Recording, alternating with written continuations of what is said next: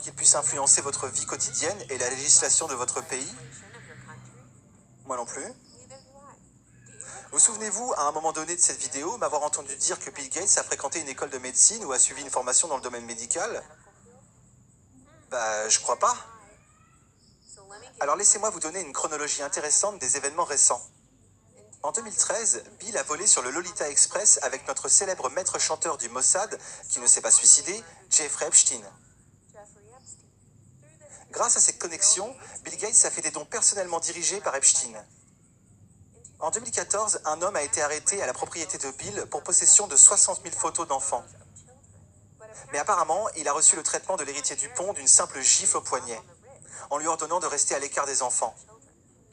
En 2015, dans un TED Talk, Bill a démontré davantage de ses capacités Nostradamus, comme il l'a fait quand il était enfant et a dit à tous ses professeurs qu'il serait millionnaire à 30 ans. Dans cette conférence, il avertit qu'une menace de type coronavirus était la prochaine grande menace pour l'humanité et a prédit au public qu'il serait le sauveur de cette future pandémie. Avance rapide jusqu'en 2018, lorsque Bill a lancé une simulation du virus pandémique qui, selon lui, tuerait 33 millions de personnes si la simulation se concrétisait.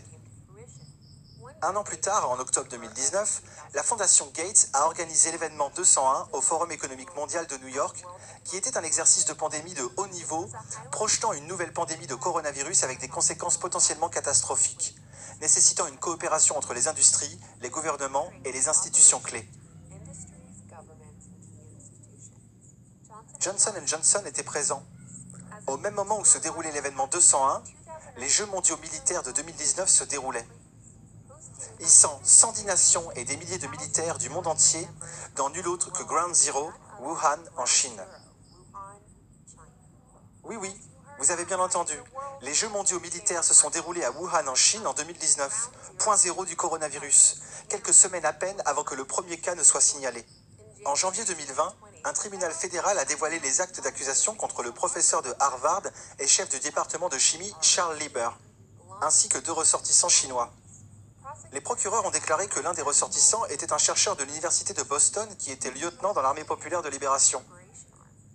Et l'autre, un chercheur sur le cancer qui avait tenté de faire passer des flacons de matière biologique dans sa chaussette. Il a été révélé que l'université de Wuhan payait Lieber 50 000 $ par mois et avait reçu plus de 1,5 million de dollars pour créer un laboratoire à l'université de Wuhan. Mais ne vous inquiétez pas, Snoops nous a dit que rien d'étrange ne se passait avec Lieber, pour que nous puissions nous reposer tranquillement et redevenir de bons petits moutons. Le 28 février 2020, Bill Gates a qualifié le coronavirus d'agent pathogène qui ne se présente qu'une fois par siècle et qui nous inquiète, sonnant l'alarme pour que les dirigeants mondiaux réagissent en conséquence. Quelques semaines plus tard, Bill Gates a démissionné du conseil d'administration de Microsoft qui, selon lui, visait à plus de temps à ses priorités philanthropiques dont la santé globale, le développement, l'éducation et son engagement grandissant pour combattre le réchauffement climatique. Avec tout ce temps libre retrouvé, Bill décida de participer à une AMA le 18 mars, ou en d'autres termes, une session de questions-réponses sur Reddit.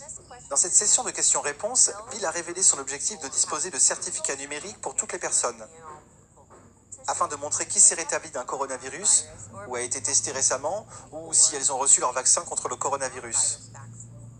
Microsoft et le MIT ont collaboré au développement de marqueurs de tatouage pour montrer si vous avez été inoculé. Bill Gates a également travaillé sur le projet ID 2020, une puce d'identification numérique implantée sous la peau qui, une fois scannée, afficherait des informations d'identification. Sur le site web de Microsoft, il est signalé que les populations de réfugiés seront les premières à recevoir le ID 2020. Il y a des discussions afin de mettre en œuvre ce système aux États-Unis, en commençant par les populations des sans-abri d'Austin au Texas.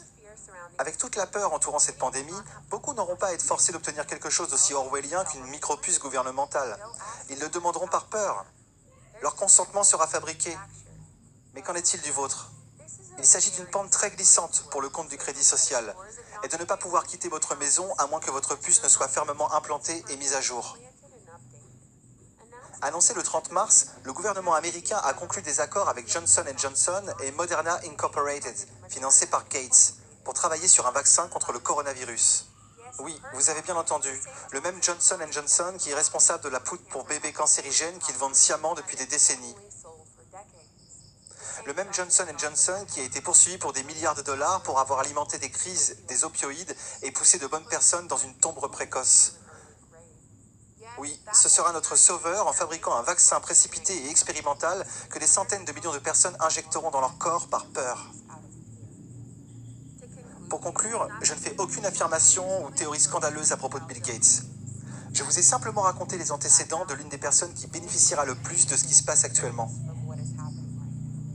De ses investissements financiers dans le remède, au potentiel de la surveillance de masse et d'un état orwellien sous la forme d'une puce électronique.